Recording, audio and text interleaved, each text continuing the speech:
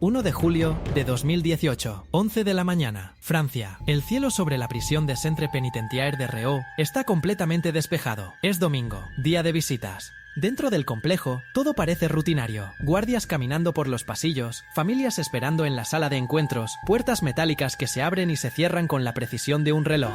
Nada parece fuera de lugar. Pero en ese momento, sin que nadie lo sepa, una operación milimétricamente planificada está a punto de convertir esa prisión en el escenario de una de las fugas más humillantes de la historia del país. A las 11:19 de la mañana, algo rompe el silencio del lugar. Un sonido lejano, grave, mecánico. Al principio nadie le presta atención, pero segundos después, el ruido se vuelve imposible de ignorar. Un helicóptero. El aparato desciende lentamente sobre el patio central de la prisión. Los guardias levantan la mirada confundidos. No hay ningún vuelo autorizado, ninguna maniobra programada, ninguna explicación. Pero ya es demasiado tarde. Ese helicóptero había sido secuestrado horas antes. Dentro de la cabina viajan 3 hombres armados y completamente encapuchados. Cuando la aeronave toca el suelo, todo ocurre en cuestión de segundos. 2 de los hombres saltan al suelo. Granadas de humo explotan alrededor del patio, cubriendo el área con una nube gris espesa que paraliza a los guardias. Alarmas comienzan a sonar en todo el recinto. El tercer hombre permanece dentro del helicóptero. Tiene una pistola apuntando directamente a la cabeza del piloto, un instructor de vuelo que había sido obligado a participar bajo amenaza de muerte.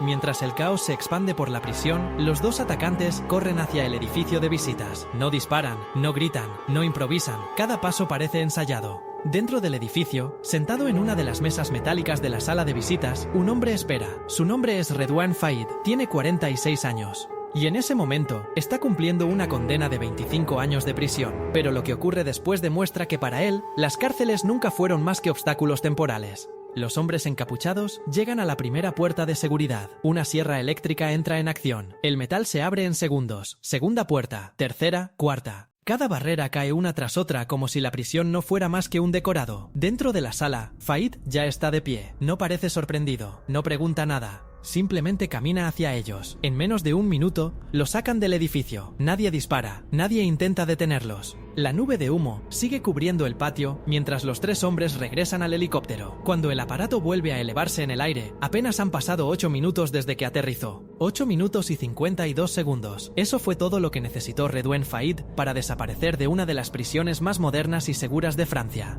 El helicóptero se aleja rápidamente hacia el norte. 60 kilómetros más adelante aterriza en un campo agrícola cerca de Gonesse. El piloto es liberado. El helicóptero es rociado con gasolina y luego incendiado. Las llamas devoran el aparato mientras, a pocos metros, 2 vehículos esperan con los motores encendidos. Faïd y sus cómplices suben y desaparecen. Horas después, el país entero está paralizado. A French gangster who broke out of jail by hijacking a helicopter. A notorious gangster is on the run again. Criminal who is a big movie fan.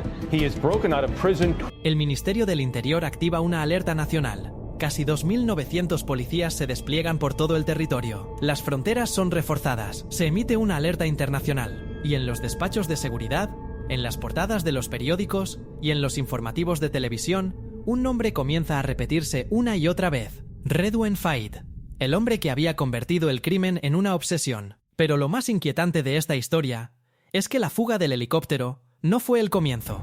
Fue el final de una vida entera dedicada a estudiar el arte de escapar. Porque mucho antes de humillar al Estado francés, Faïd ya llevaba décadas preparándose para ese momento. Y todo comenzó en un lugar muy distinto, un barrio olvidado al norte de París, donde un niño obsesionado con las películas de crimen empezó a imaginar que algún día él también protagonizaría la suya. Mucho antes de la fuga en helicóptero que humilló a Francia, la historia de Redouane Faïd ya estaba marcada por una palabra: obsesión. Nació el 10 de mayo de 1972 en Creil, una ciudad industrial al norte de París, donde las oportunidades eran escasas y la vida en los barrios marginales parecía repetir el mismo destino generación tras generación. Era el 9º de 10 hermanos. Su familia había emigrado desde Argelia buscando una vida mejor en Francia, pero la realidad era dura. Su padre trabajaba en una fábrica química, su madre limpiaba casas. El dinero apenas alcanzaba para sobrevivir. Pero desde muy pequeño, Faïd ya mostraba una fascinación inquietante por algo que pocos niños entendían: el crimen. A los 6 años, cometió su primer robo. Algo pequeño, un gesto casi infantil. Pero lo que sintió en ese momento fue algo que no olvidaría jamás: adrenalina, control, la sensación de desafiar las reglas. Mientras otros niños soñaban con ser deportistas o policías, Faid se obsesionaba con otro tipo de figuras, los criminales sofisticados. Y esa obsesión creció frente a una pantalla. Pasaba horas viendo películas de robos y crimen organizado, no como entretenimiento, sino como si fueran manuales. Una película en particular lo marcó profundamente, Heat. En esa historia de ladrones profesionales, Faid veía algo más que ficción. Veía disciplina, planificación, precisión.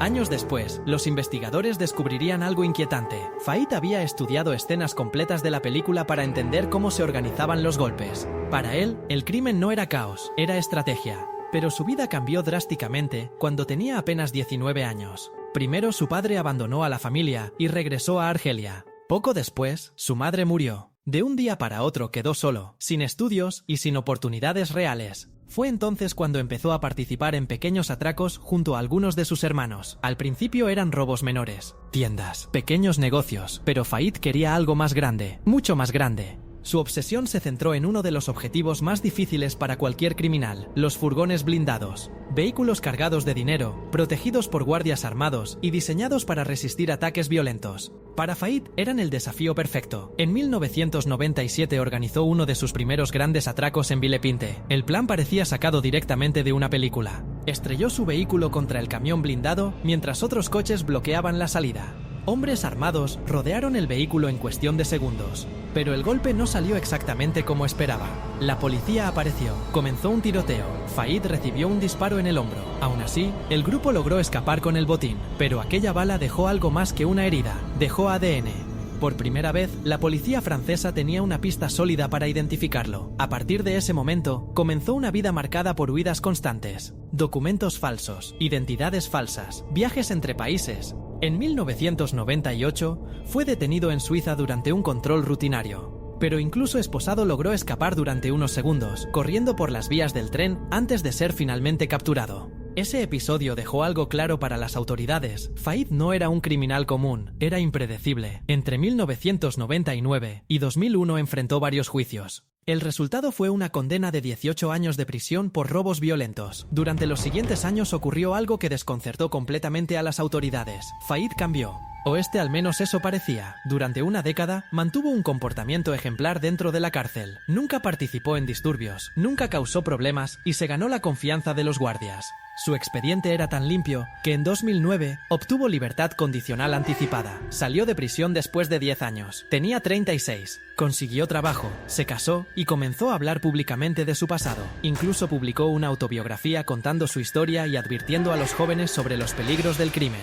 Fue invitado a programas de televisión, entrevistas de radio y eventos públicos. Durante un tiempo, Francia creyó en su redención, pero todo era una ilusión. Porque mientras firmaba libros y hablaba de arrepentimiento, en silencio estaba preparando algo más. En 2010, apenas un año después de salir de prisión, un nuevo atraco sacudió las afueras de París. Un comando armado atacó un furgón blindado. El enfrentamiento con la policía fue brutal, y en medio del caos, una joven agente de 26 años murió. Su nombre era Aurélie Fouquet. Aunque Faid negó haber disparado, los investigadores concluyeron que él había organizado la operación. A partir de ese momento, se convirtió en uno de los criminales más buscados del país. En 2011 fue capturado nuevamente.